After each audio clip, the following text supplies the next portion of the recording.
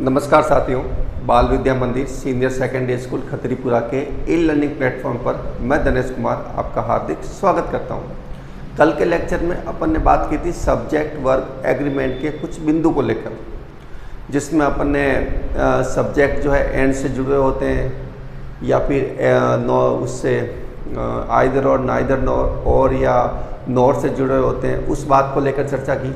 आज हम उसके कुछ बिंदु आगे और चर्चा करेंगे, जिसमें जब दो सब्जेक्ट किसी से जुड़े हुए होते हैं तो उनमें वर्ब किस सब्जेक्ट के अनुसार आती है।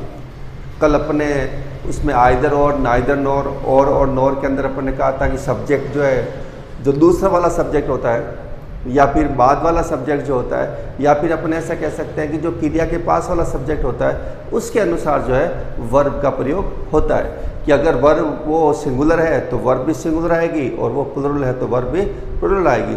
लेकिन आज के इस बिंदु में अपन बात करेंगे कि जो और पॉइंट आउट है, जिसमें अलोंग विथ भी आता है, एज वेल वेज भी आता है, विथ भी आता है, उसके साथ किस प्रकार से जो है वर्ब का कॉम्बिनेशन रहेगा। प्रीपोजिशन से अगर कोई दो नाउन जुड़े हुए हैं उसका किस प्रकार से रहेगा, अगर नन आता है तो उसका किस प्रकार से रहेगा। तो इस बिंदुओं पर अपन आज चर्चा करेंगे, जिसमें अपन देखेंगे भी कौन सा सब्जेक्ट जो है वो वर्ब के अनुसार होगा या वर्ब उसके अनुसार होगी। तो मित्रों चलिए शुरुआत करते हैं कि बिंदु को लेकर टॉपिक अपना रहेगा सब्जेक्ट वर्ब एग्रीमेंट। ये अपना टॉपिक रहेगा जो 2 दिन से लगातार चल रहा है। एक आध दिन एक लेक्चर की और बात होगी, ये टॉपिक जो वो पूरा हो जाएगा, जो लगभग कक्षा 9 में तो है ही है। लेकिन जो ग्रामेटिकल बेसिक तैयार करना चाहते हैं, कॉम्पिटिशन्स के अंदर भी इस प्रकार के टॉपिक में सवाल निकलते हैं। जब आपको सब्जेक्ट दिया जाता है, वर्ब का प्रयोग करना होता है, तो वहाँ अपने भूल हो जाती है। तो कंपटीशन के एग्ज़ाम के लिए भी ये बहुत ही महत्वपूर्ण है। और अन्य जो क्लासेज हैं उनके लिए भी जो है ग्रामर का बेसिक नॉलेज होना बहुत ही ज़रूरी है। और ये चैप्टर जो है वो बेसिक नॉलेज जो ग्रामेटिकल भाग का हमें होना चाहिए। एक अपन सेंटेंस स्ट्रक्चर का जब निर्माण करते हैं तो उस कंडीशन में ये जो है बहुत ही महत्वपूर्ण हो जाता है, क्योंकि हमें सब्जेक्ट और वर्ब दोनों का प्रयोग सेंटेंस को पूरा करने के लिए करना पड़ेगा। और जब हम उसको पूरा करेंगे तो हमें इस चीज़ का ज्ञान होगा, तब हम उसमें गलती नहीं करेंगे। अगर हमें इस चीज़ का ज्ञान नहीं होगा तो हम उसमें गलती कर लेंगे। तो ठीक है मित्रों, करते हैं आज के इस टॉपिक की शुरुआत एक और बिंदु को जो अपन साथ में लेते हैं। यहाँ पे बिंदु के लिए मैं स्टार लगा रहा हूँ, आप भी पॉइंट आउट करके लिख सकते हैं, 1 2 3 4 लगा सकते हैं। अपन इसमें कहेंगे कि यदि दो सब्जेक्ट एक तो आपके एज वेल एज और एक आपके हो जाएगा अलोंग विथ या विथ से जुड़े हों, ये बिंदु रहेगा कि यदि दो सब्जेक्ट हैं आपके, दोनों साथ साथ आ रहे हैं लेकिन जुड़े हुए किससे है, as well as along with या विथ से जुड़े हो, तो वर्ब जो होती है वो पहले वाले सब्जेक्ट के अनुसार आएगी। ये बिंदु है इसका कि यदि दो सब्जेक्ट एक पहले एक बाद में है और वो जुड़ा हुआ इससे है, तो जो अपन वर्ब लगाएंगे वो वर्ब जो है वो पहले वाले सेंटेंस के अनुसार आएगी। दूसरे वाले सेंटेंस के अनुसार तो आइदर और नाइदर नॉर और में आती है, लेकिन इस प्रकार की कंडीशन के अंदर जो है वो हमें वर्ब जो है वो पहले वाले सब्जेक्ट के अनुसार लगानी है। अगर वो सिंगुलर है तो वर्ब भी सिंगुलर आएगी, और अगर वो प्लुरल है तो वर्ब भी प्लुरल आएगी। जैसे अपन उदाहरण करते हैं, he as well as his friends, खाली जगह छोड़ देता हूं मैं, ब्लेम, ठीक है। और यहां मैं लिखता हूं एज आर, देखते हैं क्या आएगा इसके अंदर। दूसरा, यू एज वेल एज लिख लो या अलोंग विथ लिख लो, एक ही बात है। ही एज वेल एज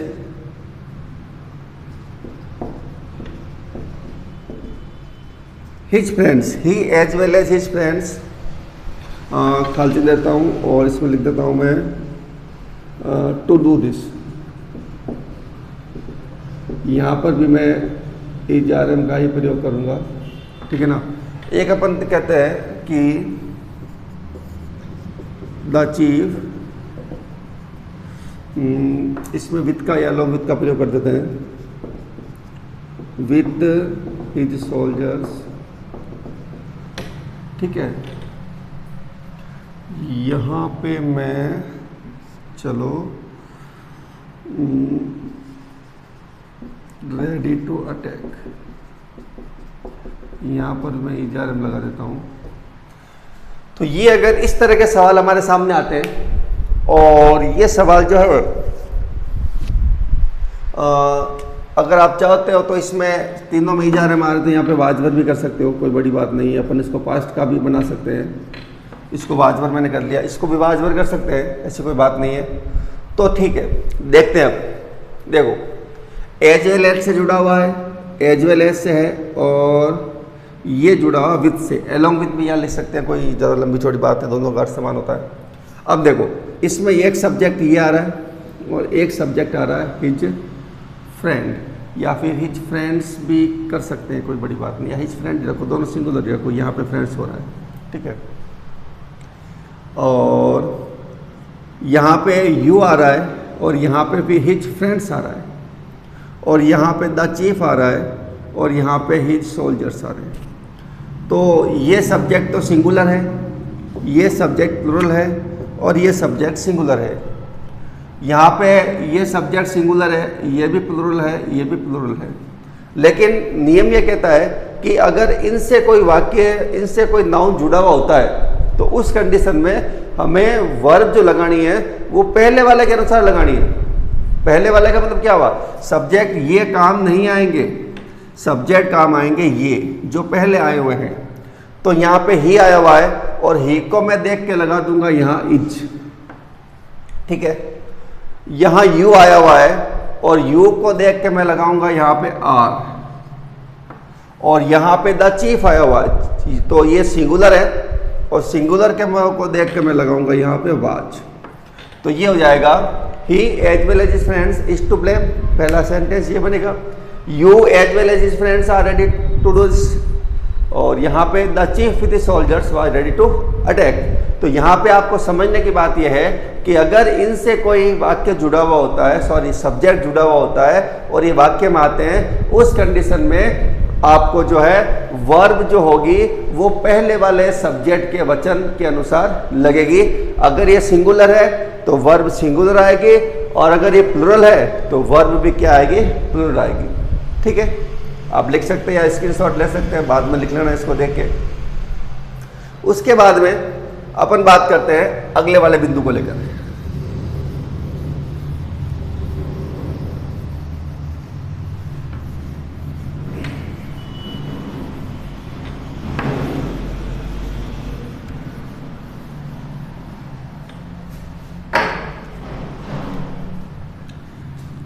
इसमें अपन प्रीपोजिशन वाली बात ले लेते हैं कि यदि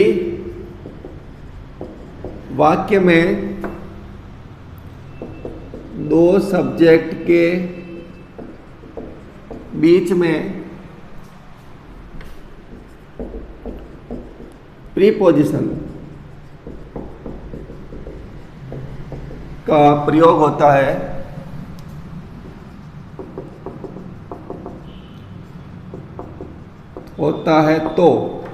तो क्या होगा, वाक्य में वर्ब जो है वो पहले वाले सब्जेक्ट के अनुसार आएगी, न कि प्रीपोजिशन वाले बाद वाले सब्जेक्ट के अनुसार आएगी। होता है तो वाक्य में वर्ब प्रीपोजिशन के पहले वाले सब्जेक्ट के अनुसार लगेगी। ये उसमें भी पहले वाले के अनुसार थी और प्रीपोजिशन के अंदर भी जो है वो पहले वाले के अनुसार है। जैसे यदि वाक्य में दो सब्जेक्ट के बीच में प्रीपोजिशन का प्रयोग होता है तो वाक्य में वर्ब जो है वो प्रीपोजिशन के पहले वाले सब्जेक्ट के अनुसार लगेगी। इसमें बाद वाला सब्जेक्ट, जैसे उसमें अलोंग विथ के अंदर या एज वेल एज के अंदर जो बाद वाला सब्जेक्ट काम में नहीं आया था, इसमें भी जो है वो बाद वाला सब्जेक्ट काम में नहीं आएगा। पहले वाला सब्जेक्ट जो होगा उसके अनुसार लगेगी। जैसे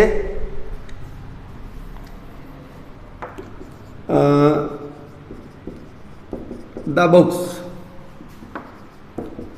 ऑन द टेबल, ठीक है। यहां पे मैं इजाजत में कर देता हूं। एक तो सेंटेंस ये बन जाएगा और एक ये ले लो, यहां बहुवचन करते हैं, यहां सिंगुलर करते हैं, चलो ठीक है। द बुक्स के साथ क्या लगाते हैं अपन, लगा देते हैं ऑफ, लगा देते हैं ऑफ माई ब्रदर, ठीक है ना, स्टोलन। और यहां मैं कर देता हूं वाजिया वाज। दो सेंटेंस पर्याप्त होंगे इसके लिए। अब देखो क्या कहता है। अब देखो पहले बात तो इसको समझना है कि प्रीपोजिशन कहाँ है। प्रीपोजिशन के बारे में आप जानते होंगे, प्री प्लस पोजीशन दो शब्दों से मिलकर बनता है, जो वाक्य में दो नाउन के बीच में संबंध को बताता है। प्रीपोजिशन का मेन कार्य जो होता है वाक्य में आने के लिए वो ये होता है कि जिन दो नाउन के बीच में प्रीपोजिशन का प्रयोग होता है वो प्रीपोजिशन दो नाउन के बीच में संबंध को बताता है। अगर हम प्रीपोजिशन को नहीं लगाएंगे तो हम जो है दोनों नाउन के बीच में जो संबंध होता है उस संबंध को नहीं बता पाएंगे। उस कंडीशन में प्रीपोजिशन बहुत ही जरूरी हो जाता है। जैसे द बुक, ऑन यहाँ पे जो है वो प्रीपोजिशन लगा हुआ है। द टेबल, टेबल का मतलब मेज होता है, तो यहाँ पे ऑन जो शब्द है वो इन दोनों नाउन्स के बीच में संबंध बता रहा है। बुक और टेबल के बीच में जो संबंध है कि किताब कहाँ पर है, ऑन द टेबल, इसका मतलब टेबल के ऊपर है, टेबल को छू रही है। तो ये अगर नहीं लगाते हैं तो इन दोनों के बीच में जो संबंध है वो संबंध हम नहीं बता पाएंगे। तो प्रीपोजिशन का जो मेन कार्य होता है वो ये होता है कि दो नाउन्स के बीच में आकर उनके बीच में संबंध स्थापित करता है, उसको हम प्रीपोजिशन कहते हैं।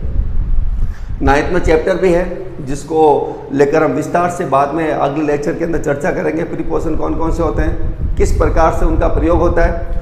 और प्रीपोजिशन जो है वो कंपटीशन एग्जाम के लिए भी बहुत ज़्यादा ज़रूरी है, क्योंकि जब कंपटीशन एग्जाम के अंदर सवाल बनते हैं तो प्रीपोजिशन में से काफ़ी सवाल पूछ जाते हैं। कई बार मैंने पेपर्स को देखा है, उसमें 4 या 5 सवाल अधिकतर जो इंग्लिश वाले लेवल के होते हैं उसमें आ जाते हैं। तो इसका भी ज्ञान होना हमारे लिए बहुत ज़रूरी है। अभी वर्तमान में आप इतना ही ध्यान रखिए कि प्रीपोजिशन होते क्या हैं, तो दो नाउन के बीच में आते हैं और उनके बीच में जो है संबंध को बताते हैं। अब देखो नाउन नंबर 1 ये और नाउन नंबर 2 ये। यहाँ पे सम बुक्स की बात करते हैं तो नाउन नंबर 1 हो गया, और माई ब्रदर की करते हैं तो नाउन नंबर 2 हो गया, ठीक है। अब ये भी सिंगुलर है, ये भी सिंगुलर है, कोई फर्क नहीं पड़ता, लेकिन यहाँ पर ये जो आपका है वो प्लुरल है और ये आपका सिंगुलर है। तो यहाँ पे आपको ध्यान रखना होगा कि प्रीपोजिशन के पहले जो सब्जेक्ट आ रहा है उसके अनुसार आपको वर्ब को लगाना है। तो द बुक सिंगुलर है, इसलिए हम यहाँ पे किसका प्रयोग करेंगे, इज का। यहाँ पर हमें टेबल से कोई मतलब नहीं है। यहाँ पर जो है सम बुक्स है, किताबों की बात हो रही है, और यहाँ पे सिंगुलर, लेकिन हम यहाँ प्रीपोजिशन के पहले वाला जो होगा उसके अनुसार लगाएंगे तो सम बुक्स का हो जाएगा आपके वर्ब, क्योंकि ये बहुवचन के रूप में, तो यहाँ वर्ब जो है बहुवचन के रूप में लगेगा।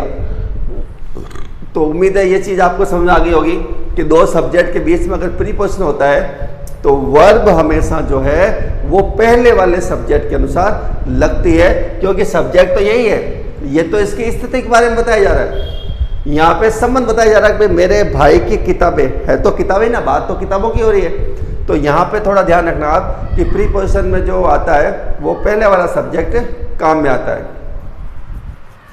आगे चलते हैं, स्क्रीनशॉट ले लेना इसका और लिख लेना बाद में जब भी आपको मौका मिलता है, समय मिलता है।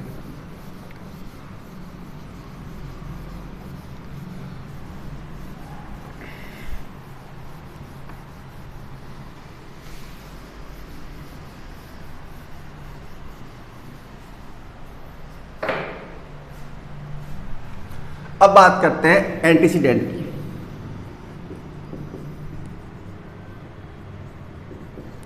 इसको पूर्ववर्ती बोलते हैं। एंटीसीडेंट जो होता है वो पूर्ववर्ती होता है। एंटीसीडेंट जिसके बाद मुख्यतः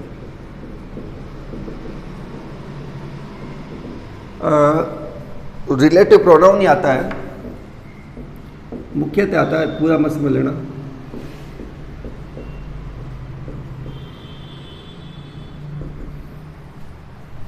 का प्रयोग होता है, जिसके बाद मुख्यतः प्रोनाउन आता है। तो वाक्य में वर्ब जो होगी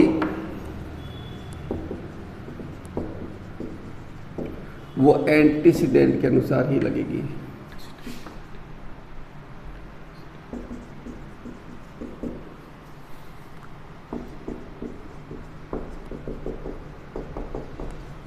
और ये बात ध्यान रखना आप एक इसमें और, कि जिस वचन में या जिस नंबर में ये होगा उसी नंबर का ये काउंट होगा, ये ध्यान रख लेना आप। क्योंकि जिस नंबर का ये होगा उसी नंबर का ये होगा, दोनों समान होंगे। और जब समान होंगे तो अपन उसको न देख के हमें इसको देखना पड़ेगा, जिसमें अपन ये चाहेंगे कि वर्ब जो लगेगी वाक्य में वो एंटीसीडेंट के अनुसार या पूर्ववर्ती कर्ता जो होता है उसके अनुसार ही लगेगी। देख लेते हैं, जैसे द बॉय, मैं दो उदाहरण के माध्यम से आपको समझाने का प्रयास करूंगा। द बॉय हु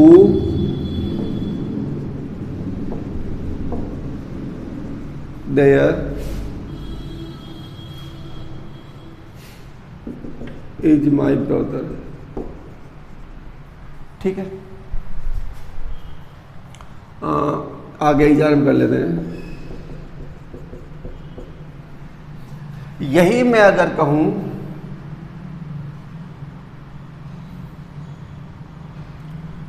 एक तो सेंटेंस ही हो गया, दूसरा वाला अपन ले लेते हैं, बुक्स के बारे में लेते हैं। The books which line on the table belong to me.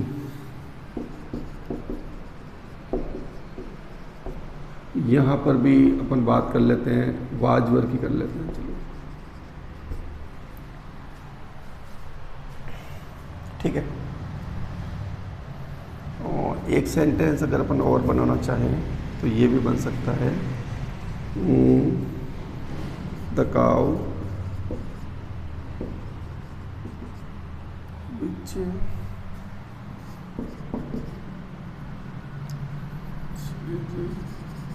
red